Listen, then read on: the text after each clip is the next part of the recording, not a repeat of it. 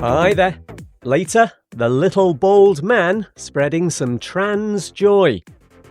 We'll start though with the first in probably a one-off feature, American federal judge of the day. It's Brendan Herson who's put a temporary block on the country's ban on gender-affirming care for under-19s.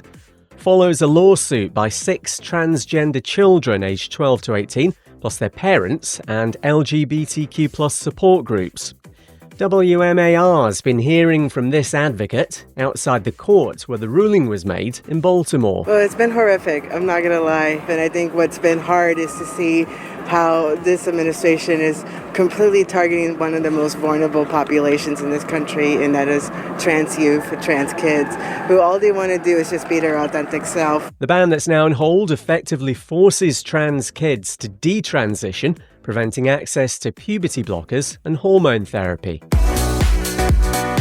A bigoted school teacher who's written articles accusing drag queens of being paedophiles is now himself accused of being a paedophile. That's ironic, Alanis.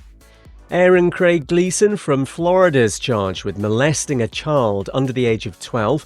The 39-year-old, who calls himself a Christian conservative, Kel Surprise, is accused of assaulting one of his students in a Bible class. And let's end with an uplifting message from a 62-year-old transgender man. Hi, my name is Justin, and I began my journey of transition in 1984, so we're going on 41 years. 41 years that I have lived as me.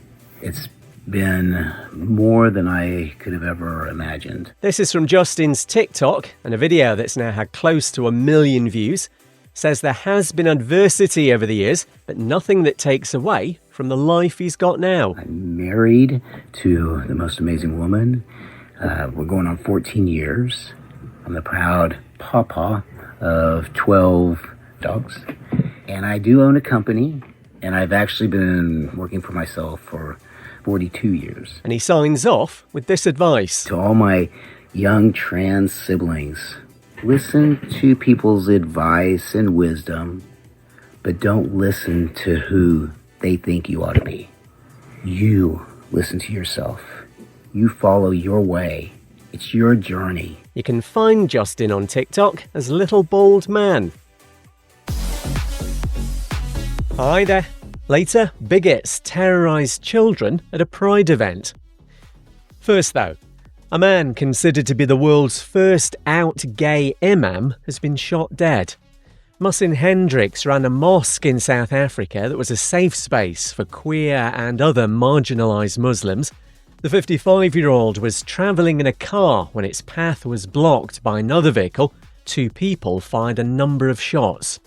Being gay is widely condemned within Islam, but Muhsin previously told AFP his relationship with the Muslim community was nuanced. They sometimes feel that I should be thrown off the highest mountain, and sometimes also appreciating that at least there's one imam that's willing to work with people that they don't want to work with. The International Lesbian, Gay, Bisexual, Trans and Intersex Association says the killing may be a hate crime. Next, thousands of people protest close to New York's Stonewall Monument after its government webpage was edited to remove references to transgender and queer people. It now calls the Stonewall Uprising of 1969 a milestone in the quest for LGB civil rights, rather than LGBTQ+, as it said previously. All to do with the ongoing demonisation of trans people by the orange convicted felon and sexual abuser who's US president again. And a bunch of bigoted bedwetters, mainly men, who look like they suckle at the teat of Andrew Tate, have been terrorising children at a pride event in New Zealand. The incels, presumably from the Destiny Church Christian fundamentalist group, targeted a kids' sign show hosted by a drag artist. About 50 knuckle-draggers forced their way into a library, intimidating children and toddlers who apparently need protecting from the queer lifestyle. Destiny Church actually has charity status in New Zealand. Well, we'll see about that. A link to a petition to get it revoked is in our show notes. Hi there. Later, bad news for a bigoted baker. First though, 5 people have been charged over the murder of a transgender man thought to have been tortured for weeks. The body of Sam Nordquist was found in a field in northern New York State last Thursday. Police say the prolonged abuse the 24-year-old suffered from early December onwards was beyond depraved. His mother Linda tells Care 11 she'll fight for her son. These people that did this to Sam are pure evil. They're not even human. And we will get justice for you, Sam. We will, until, if it takes the last breath out of me, you will have justice. A memorial was held for Sam last night in Ontario County, where he was murdered, with another planned for later. A queer club in Lisbon's been raided by armed police for the 4th time in 5 months. It's claimed people inside Planeta Manus were assaulted with truncheons and searched. No reason was given for the raid, and the club says officers wouldn't allow themselves to be filmed on mobile phones. And you know how nobody makes homophobes bake cakes for a living? Well, an appeals court in California has ruled the owner of Tasty's Bakery violated the rights of a gay couple when she refused to make them a cake for their wedding, cause devout Christian. The case has been going on since 2017, a good use of everyone's time. And because Catherine Miller's so convinced she's got the right to discriminate, she now plans to appeal to the Supreme Court. Hi there. Later, the normalisation of LGBTQ+ hate. First though, more than $560,000 is going to transgender support organisation Trans Lifeline thanks to a YouTube fundraiser. The Tolarian Community College channel's all about the Magic the Gathering card game, which has lots of trans representation. They've been raising funds for the hotline for 5 years now. The channel's run by Brian Lewis, aka The Professor, who's partial to a bit of tweed. He says the response has been overwhelming. Seeing the magic community come together and say, yes, we love our trans friends and our trans family, and we are here for them. We started in 2020 when we felt times got dark, and we wanted to try and add some light. And we've added that light every year since. Would you believe that queer people are increasingly being weaponised by right-wingers? Never in a million years. An annual review of LGBTQ+ human rights across Europe finds we're being used by politicians as a testing ground to erode democracy and take away freedoms for everyone. The ILGA Europe report also says Conservatives' demonisation of queer people coincides with an unprecedented rise in LGBTQ+ hate crimes. And there's a push in Hong Kong to convert a disused shopping centre into a cohesive living space for elderly queer people. The idea is it could be an option for those who aren't on good terms with their blood relatives, so they could join a community with a new chosen family instead. The site would have a gym, a lounge, activity spaces, and a bistro. Posh! No time to tell you that. Today's the International Day Against Homophobia in Sports.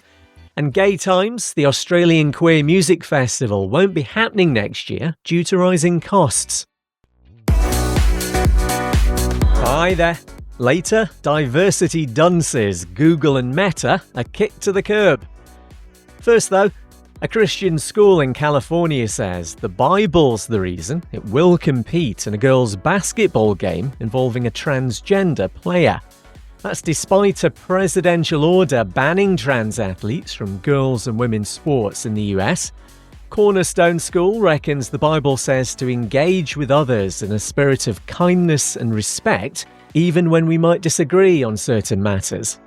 Trans athletes in school sports has been blown up into a massive culture war issue by repugnant, bigoted, ugly on the inside, ugly on the outside conservatives. It's, disappointing continuation by these far-right extremists to continue to make political pawns out of students that just want to, try hard and play alongside their teammates. Tom Temprano from Equality California speaking to WEAR News.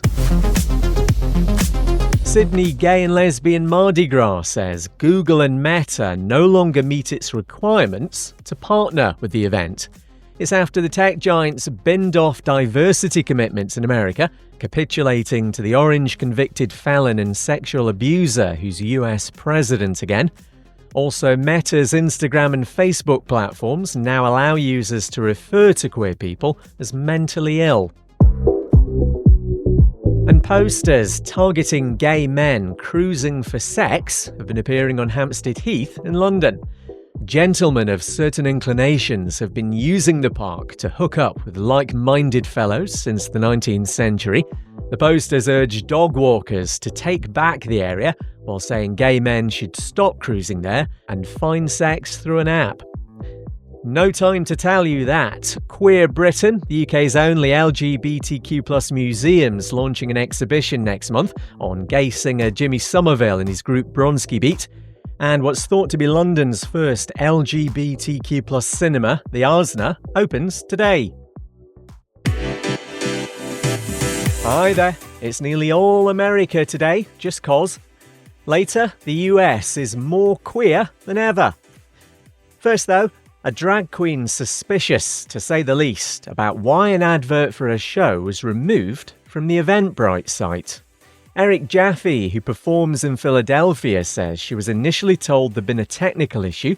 She's not buying that though, because subsequently the ad's image, an illustration of Eric in drag, was changed without explanation to something generic. If that's a technical error, your technicians are homophobic.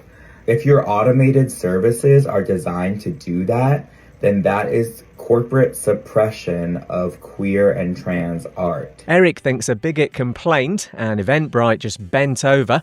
The site's now apologised and says the ad shouldn't have been taken down. Claims a man's been blocked by a cemetery from burying his husband there because of the couple's sexuality. Mark Goldberg wanted David laid to rest in one of the family's burial plots in Long Island, New York. But he says New Montefiore Cemetery refused on the basis of their gay marriage. Legal action's now underway. And nearly 1 in 10 adults in America say they identify as LGBTQ+. That's up from 7.6% if you go by a new poll of 14,000 people from Gallup. The increase is being driven by bisexuals, making up more than half of queer adults. 14% of Democrats are queer, compared with just 3% of Republicans.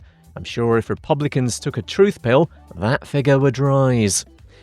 No time to tell you that. The Teddy Awards for Queer Cinema are dished out later in Berlin. Edinburgh's queer-inclusive rugby club, Caledonian Thebans, are having a taster session tomorrow. And you've got Melbourne Pride Run on Sunday. I'm Kev McGraw. I'll see you next week.